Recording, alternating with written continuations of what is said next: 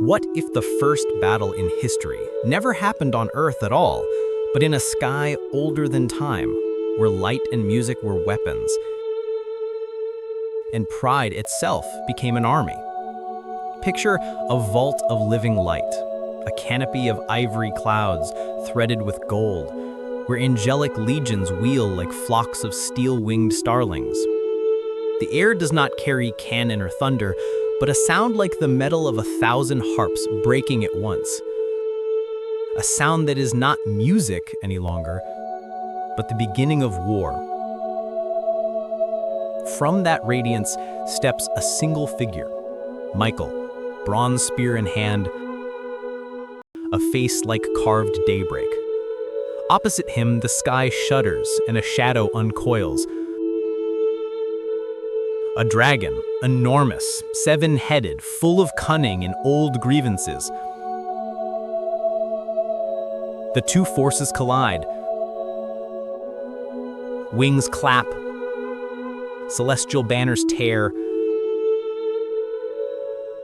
In an instant, the palace of light is split, and a third of its host is hurled out, not to a neighboring hill, but into the long exile of the world below. This is the image John of Patmos gives us in chapter 12 of Revelation, a vision that reads like a film strip of cosmic rebellion. It is also the end point of a tradition that began centuries earlier, a story told and retold by prophets, poets, and mystics. A proud morning star who would ascend above the heights of the clouds, and a warrior archangel who answers the challenge. To understand the war in heaven motif, we must trace 3 streams that flowed together. First, the apocalyptic vision. The clearest single source is Revelation 12. Here, the seer describes a woman, a child, and a great red dragon. Then adds, "Then war broke out in heaven. Michael and his angels fought against the dragon." It's terse, cinematic, and symbolic, quiver full of allusions to earlier scripture. Second, the prophetic and royal echoes. Centuries earlier, Isaiah had used the image of a brilliant but fallen heavenly figure to taunt an arrogant king. The Latin translation of Isaiah 14:12 rendered the Hebrew phrase Hallel ben Shahar as Lucifer, meaning light bearer or morning star. Over time, readers folded that image into the growing portrait of an angelic being who fell by pride. Ezekiel 28 adds another brushstroke. The lament over the king of Tyre speaks in cosmic language. You were in Eden, anointed as a guardian cherub, language later readers used as a portrait of pre-fall glory. But crucially, in context, both Isaiah and Ezekiel address human rulers. The transformation into a cosmic biography of Satan is a long interpretive move, not a single-step literal reading. Third, the apocryphal expansion. In Jewish pseudepigrapha, above all the Book of Enoch, we find an entire subplot that fills the gap between celestial dignity and earthly banishment. Enoch names leaders of the Watchers, angels who descend, teach forbidden arts, and mate with human women. It is a story of celestial openness turned dangerous and corrupt. That book and related traditions shaped how later Jews and Christians imagined an angelic revolt and fall. The New Testament itself echoes these traditions, for example, Jude's citation of an Enoch-like line, so the Apocrypha were not isolated curiosities, but part of a living theological imagination. Finally, the ancient background. Myths of gods fighting serpents or sea monsters are everywhere in the ancient Near East. Marduk versus Tiamat, Baal versus Yam, the Chaoskampf, or battle against chaos. Those motifs gave language and metaphor to later monotheistic writers who described an ordered world resisting chaotic forces. When John writes of a dragon, his image resonates with those older creation battle stories, even as it serves new theological ends. John's vision. Revelation's theater of war. John's revelation isn't a courtroom transcript, it's theater. Symbols stacked on symbols. The woman clothed with the sun evokes Israel in the messianic line. The male child who is snatched up to God evokes the Messiah. And the dragon is at once a cosmic adversary and that serpent of old. Then, in 3 dry sentences, the war in heaven occurs, and the dragon is hurled down to earth with his angels.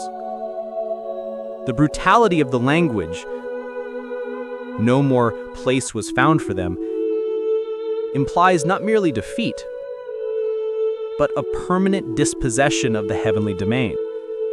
Revelation's contemporary readers would have sensed layers: theological, communal, and political.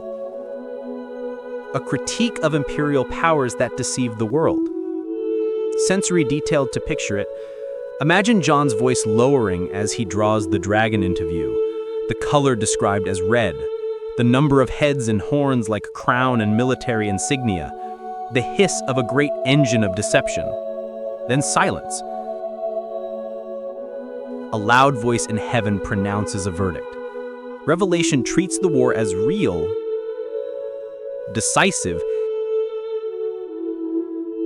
and already won in a theological sense, even if history below still seems otherwise. Isaiah's scathing taunt to a proud ruler becomes, in later interpretation, a cosmic parable. "How art thou fallen from heaven, O Lucifer, son of the morning?" reads the King James translation. And that image stuck. But historically, Isaiah addressed human political pride.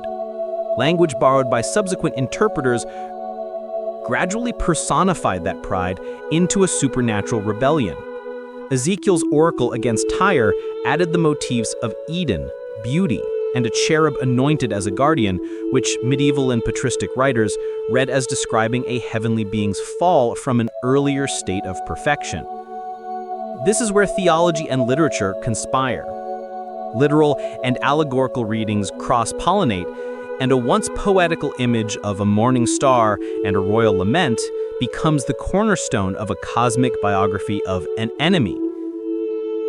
The result is a layered myth, partly rooted in political taunts, but reworked into a cosmic moral drama.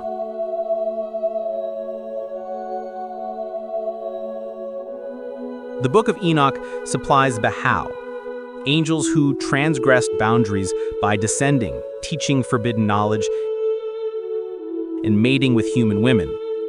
The leaders, names like Semyaza and Azazel and Enoch, become illustrations of a deeper theological problem, a being created to serve that attempted to remake the order of creation.